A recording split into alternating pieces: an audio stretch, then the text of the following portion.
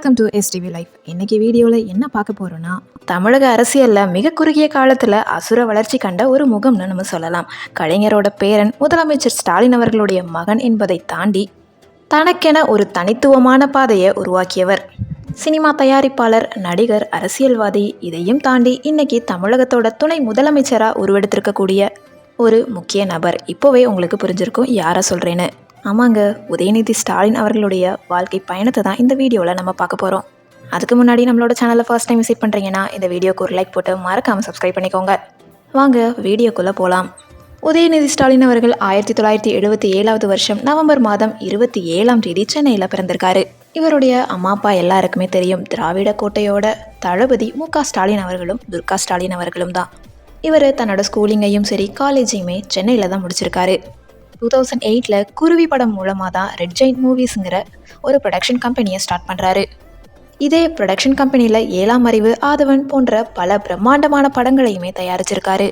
ப்ரொடியூசரையும் தாண்டி 2012 வருஷத்தில் ஒரு கல் ஒரு கண்ணாடி படம் மூலமாக ஹீரோவாக இன்ட்ரொடக்ஷன் ஆகுறாரு. இன்ட்ரொடக்ஷன் ஆகிறது மட்டும் இல்லாமல் தன்னுடைய நடிப்பு திறனை காமிச்சு நடிகருக்கான சிறந்த விருதையும் வாங்கியிருக்காரு. உதயநிதி ஸ்டாலின் அவர்கள் நடித்து பல படங்கள் மாற்றத்தை ஏற்படுத்தி இருக்கு. அந்த வரிசையில் நம்ம பார்த்தோன்னா மனிதன், நெஞ்சுக்கு நீதி, மாரி செல்வராஜ் அவர்கள் இயக்கிய மாமன்னன் படம், இந்த மாதிரி சொல்லிக்கிட்டே போகலாம். அடுத்ததாக இவருடைய அரசியல் பயணம்னு பார்த்தோன்னா 2019 வருஷத்தில் திமுக இளைஞரணி செயலாளராக பொறுப்பேற்கிறாரு.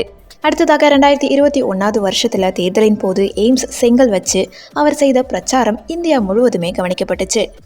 2021 வருஷத்தில் சேப்பாக்கம் திருவல்லிக்கேணி தொகுதியில் சுமார் 70,000 வாக்குகள் வித்தியாசத்தில் மிகப்பெரிய வெற்றியை பெற்றவர் உதயநிதி ஸ்டாலின் அவர்கள். உதயநிதி ஸ்டாலின் அவர்கள் முதல்ல விளையாட்டுத்துறை அமைச்சராக பொறுப்பேற்கிறாரு. ஆனால் தன்னுடைய பதவியை விட்டு தராமல் தமிழ்நாட்டையே விளையாட்டு மாநிலமாக மாற்றியிருக்காரு. செப்டம்பர் 2024 வருஷத்தில் தமிழகத்தோட துணை முதலமைச்சராக பதவி ஏற்கிறாரு. இன்னும் சொல்லப்போனால் இது அவருடைய அரசியல் பயணத்தில் மிக முக்கியமான மைல்கல்னே நம்ம சொல்லலாம்.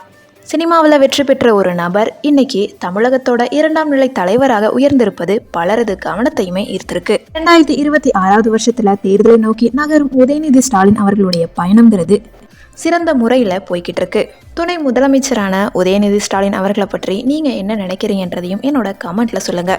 உங்களுக்கு இந்த வீடியோ ரொம்ப பிடிச்சிருக்கும்னு நினைக்கிறேன். இந்த வீடியோ பிடிச்சிருந்துச்சுன்னா என்னோட வீடியோக்கு ஒரு லைக் பண்ணி கமெண்ட் பண்ணி சப்ஸ்கிரைப் பண்ணாமல் பார்த்துக்கிட்டு இருந்தீங்கன்னா ப்ளீஸ் சப்ஸ்கிரைப் பண்ணிக்கோங்க. தேங்க்யூ ஸோ மச் ஃபார் வாட்சிங்.